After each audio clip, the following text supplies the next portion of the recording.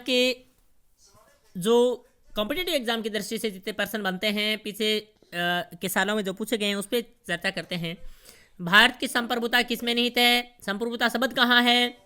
संप्रभुता शब्द प्रस्तावना में। संप्रभुता किसमें निहित है? भारत की जनता में। और जनता शब्द ना हो तो कहाँ लिखा आएगा? संविधान। भारतीय संविधान कब लागू हुआ? देखो एग्जाम पर्सन बहुत आसान है लेकिन फिर भी हम गलत करके आते हैं। अगर उसमें 26 जनवरी 1950 लिखा आता है तो उसको हमें मानना है पूर्ण रूप से कब लागू हुआ। और भारतीय संविधान कब स्वीकार हुआ, अंगीकृत कब हुआ, अधिनियमित कब हुआ, आत्मार्पित कब हुआ? ठीक है, तो 26 नवंबर 1949। लागू कब हुआ? 26 जनवरी 1950। लेकिन भारतीय संविधान है उसमें अगर अपने बात करें अंगीकृत, अधिनियमित, आत्मार्पित यानी स्वीकार, और अगर यहाँ पर दोनों डेट ना हो तो हमें 26 नवंबर 1949 को सही माना है। ये काफ़ी कन्फ्यूजन वाला क्वेश्चन रहता है। तो 26 जनवरी 1949 को 26 नवंबर 1949 को 15 आर्टिकल ऐसे थे जिनको लागू कर दिया गया था, है ना। तो अंततः संविधान की स्वीकृति कब हुई? पूर्णतः स्वीकृति कब हुई? 26 नवंबर 1949। अंततः लागू कब हुआ? 26 नवंबर 1949। कितने आर्टिकल? 15। पूर्ण रूप से लागू कब हुआ? 26 जनवरी 1950। और इसीलिए हम इस दिन को गणतंत्र दिवस भी मनाते हैं। 24 जनवरी को राष्ट्रपति की नियुक्ति होती है, 26 जनवरी को संविधान लागू होता है। आज तक के संविधान की उद्देशिका में कितने बार संशोधन किए जा चुके हैं? पहला प्रश्न, क्या प्रस्तावना में संशोधन किया जा सकता है? हाँ। कब से? 1973 के बाद किया जा सकता है। तो कितने हुए? एक बार। कौन सा हुआ? 42वां। कब हुआ? 1976। ठीक है। गणतंत्र, रिपब्लिक क्या है? रिपब्लिक का अर्थ यह होता है जहां हेड ऑफ स्टेट, जहां जो राज्याध्यक्ष है अपना कौन है? राष्ट्रपति। और शासनाध्यक्ष कौन है? प्रधानमंत्री। तो राष्ट्राध्यक्ष की नियुक्ति कौन करता है? राष्ट्राध्यक्ष की नियुक्ति कोई नहीं करता है, राष्ट्राध्यक्ष निर्वाचित होता है और वह वंशानुगत नहीं है। इसका निर्वाचन है वो किस प्रकार से होता है?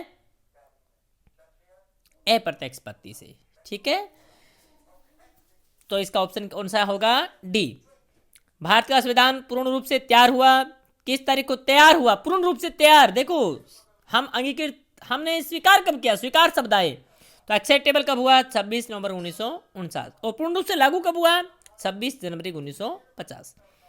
सोशल इक्वलिटी का अर्थ क्या है? भेदभावों का समाप्ति यानी विशेषाधिकारों की समाप्ति। कब से है? हमारे संविधान के अंदर पूर्ण रूप से 26वां संविधान संशोधन होने के बाद। निम्नलिखित में कौन सा शब्द भारत की उद्देशिका में वर्णित नहीं है? आपको पता है अगर यहाँ दो प्रकार के प्रश्न बन सकते हैं। समाजवादी, पंथ निरपेक्ष, ये शब्द शुरुआत में नहीं थे, हमने 42वें संविधान संशोधन से जोड़ दिए। समाजवादी, पंथ निरपेक्ष अखंड शब्द और प्रभुता संपन्न शब्द पहले से ही है। लोक कल्याण है वो शब्द नहीं है। लेकिन वेरी इंपॉर्टेंट प्रश्न आपको बता दूं, लोक कल्याणकारी राज्य के दर्शन कहाँ होते हैं? लोक कल्याणकारी राज्य के दर्शन कहाँ होते हैं? तो प्रस्तावना में, लेकिन यह शब्द नहीं लिखा है।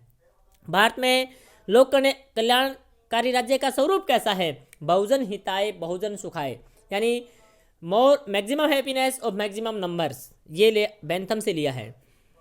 और अभी आरईटी के एग्जाम में ये पूछा गया है। भारतीय संविधान में के किस भाग में स्पष्ट रूप से घोषणा की गई है कि भारत एक सेकुलर स्टेट है? तो आपको पता है संविधान की प्रस्तावना में। जबकि मौलिक अधिकारों में हम 25 से 28 अनुच्छेद तक धार्मिक स्वतंत्रता देते हैं, लेकिन वर्णन कहाँ, घोषणा कहाँ की गई है? प्रस्तावना में। भारतीय संविधान की प्रस्तावना में जिन आदर्शों एवं उद्देश्यों की रूपरेखा दी गई है उनकी व्याख्या कहाँ की गई है? Very important. जो हमारे दर्शन हैं, जो हमारे उद्देश्य हैं, उनकी प्राप्ति कौन कौन से भाग में होती है? भाग 3 FR, फिर DPSP भाग 4 और फिर अपना भाग 4 कै जो हैं वो हैं मौलिक कर्तव्य। तो इसका ऑप्शन होगा सी। भारतीय संविधान में किस संशोधन द्वारा प्रस्तावना में 2 शब्द यानी 3 शब्द जोड़े गए थे? इसमें 2 लिखे हैं, समाजवादी, धर्मनिरपेक्ष और अखंडता। कब जोड़े गए? 42वां संविधान कब हुआ? 1976। 42वां संविधान संशोधन द्वारा प्रस्तावना में कौन से शब्द जोड़े गए? ये ऊपर आ गया रिपीट होकर के। ठीक है, तो समाजवाद शब्द। भारतीय संविधान की प्रस्तावना के अनुसार भारत के शासन की सर्वोच्च सत्ता किसमें निहित है? अभी एग्जाम में रिपीट हुआ है आरईटी में और यूपीएससी 2003 में भी पूछा गया है। तो यहाँ सबसे सर्वोच्च है हमारी जनता। जनता शब्द ना मिले तो कौन आएगा? भारतीय संविधान की प्रस्तावना के अनुसार भारत के शासन की सर्वोच्च सत्ता किसमें निहित है?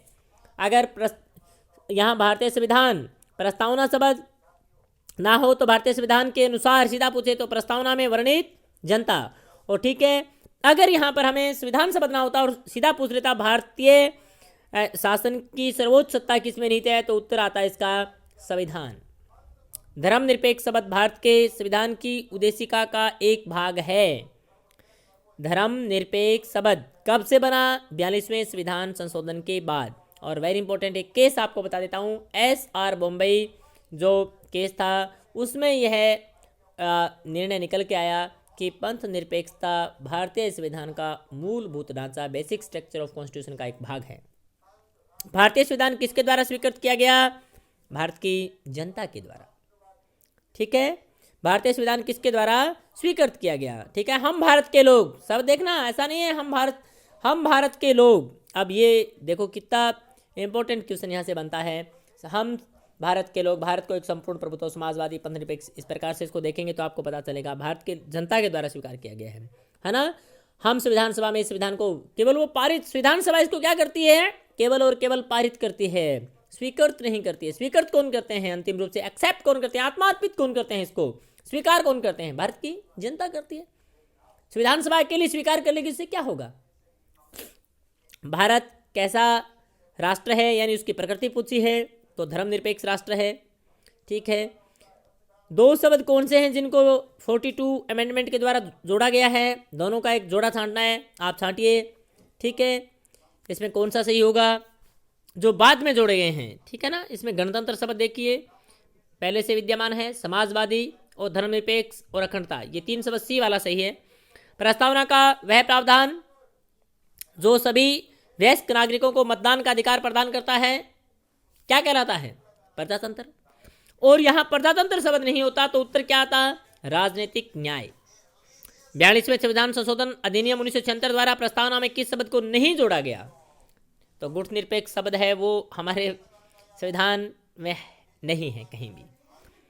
तो देखिए क्वेश्चन सीधे ऑप्शन हल नहीं करने हैं, अपने को देखना है कि इस ऑप्शन का उत्तर कहाँ मिलेगा। गुटनिरपेक्षता भारतीय विदेश नीति का आधारभूत लक्षण है। ठीक है, और गुटनिरपेक्षता का अर्थ होता है स्वतंत्र विदेश नीति। भारत में लौकिक सार्वभौमिकता है क्योंकि संविधान की प्रस्तावना कहाँ से शुरू होती है? Very important, we are the people of India. We are the people of India, ये शब्द हमने कहाँ समरूप करते हैं? ये शब्द हमने लिए हैं कहाँ से? यूएसए की प्रस्तावना से। ठीक है, यूएसए की प्रस्तावना से ही हमारा संविधान है, उसकी प्रस्तावना ली गई है। लेकिन फिर भी इसकी भाषा किससे मिलती जुलती है? ऑस्ट्रेलिया की प्रस्तावना से, ऑस्ट्रेलिया के संविधान की प्रस्तावना से। और हम भारत के लोग हैं, इसके समान ये जो शब्द हैं कहाँ से मिलते हैं? यूएनओ की चार्टर की प्रस्तावना से। सारी चीज़ें आपको एक एक अलग अलग रूप से याद रखनी है। भारत एक रिपब्लिक स्टेट है, क्यों? क्योंकि भारत का जो हेड ऑफ स्टेट है वो वंशानुगत नहीं होता।